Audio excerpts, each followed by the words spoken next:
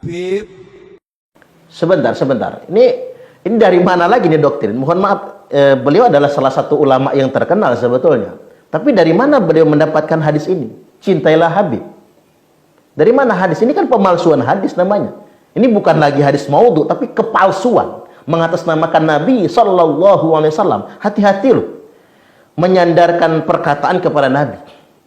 Ketika kita tidak bisa menunjukkan adanya pernyataan itu dari Nabi, itu namanya berdusta atas nama Nabi. Hati-hati. Baik, kita lanjutkan.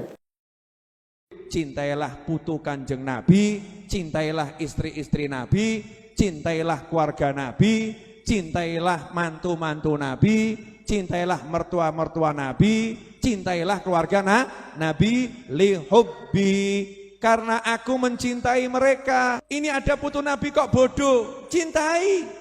Ada cucu Nabi kok akhlaknya kurang benar, cintai. Kalau ada orang gak suka sama Habib Rizik, saya hapus dari hati saya. Kenapa? Orang itu gak akan dicintai oleh Nabi Muhammad SAW. Membenci anak cucu Nabi Muhammad SAW, membenci anak cucu Rasulullah, berarti kita orang yang tidak dipilih oleh Allah dalam doa Nabi Ibrahim alaihissalam. Kalau ada Habib yang bodoh, cintai. Kalau ada Habib yang ahli maksiat, cintai. Nah, doktrin kayak gini nih, doktrin yang gak pantas sebetulnya.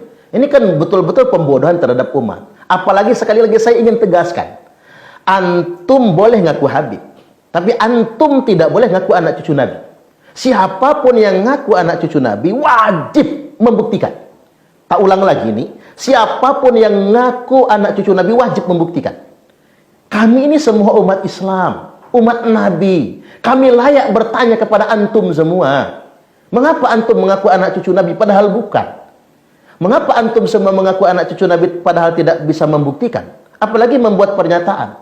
Barang siapa yang membenci Habib Rizik, maka akan aku hapus dia dari dalam hatiku. Sebentar. Kata membenci ini kan kalimat pejoratif.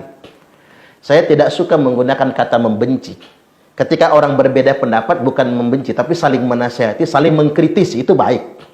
Jadi ketika orang mengkritik belum tentu dia membenci. Orang mengkritik Presiden Jokowi kan belum tentu dia benci Jokowi. Boleh jadi kritik itu muncul dari sesuatu sikap karena menyayangi, karena mencintai, maka kemudian muncul kritik. Nah, balik lagi saya ingin tegaskan bahwasanya saya pernah dihadapkan dengan suatu kenyataan. Saya mengkritik Habib Rizik bin Syihab dan mengkritik Bahar bin Smith. Ketika saya mengkritik, dan kritik saya itu jelas kritik, bukan dalam bentuk narasi kebencian, tapi kritik. Jangan mendakwahkan Islam dengan cara arogan, apalagi memaki-maki, apalagi mengancam-ngancam. Tapi apa kata orang? Suparman Abdul Karim, disingkat mereka si Supa, pembenci Ahlul Bait, pembenci anak cucu Nabi. Jadi kita ini dihadapkan dengan segerombolan orang yang ngaku-ngaku anak cucu Nabi. Kesalahan apapun yang mereka kerjakan, mereka nggak boleh dikritik. Mereka nggak boleh diingatkan. Siapapun yang mengkritik mereka, mereka anggap sebagai pembenci. Saya ingin sampaikan kepada para kiai-kiai yang ada di Indonesia ini. Ayo para ulama, para kiai. Tak bisa lisan kita mengingatkan mereka. Apa karena kita takut kualat? Apa karena kita takut berdosa? Padahal kita punya kewajiban mengingatkan. Ketika ada orang-orang yang mengaku sebagai anak cucu Nabi, tapi kelakuannya arogan. Akhlaknya nggak sesuai. Ini penting karena tanggung jawab moral. Ini tanggung jawab moral kita sebagai umat Islam. Kita nggak ingin Islam dinodai sedemikian rupa oleh perilaku oleh oknum-oknum yang mengaku sangat Islami, yang mengaku paling Islam, seakan-akan sementang mereka ini merasa anak cucu, seakan-akan mereka menjadi pemilik Islam ini. Siapapun yang menasihati mereka dianggap sebagai penentang, siapapun yang mengkritik mereka dianggap sebagai pencela. Hari ini kita ketemu jawabannya.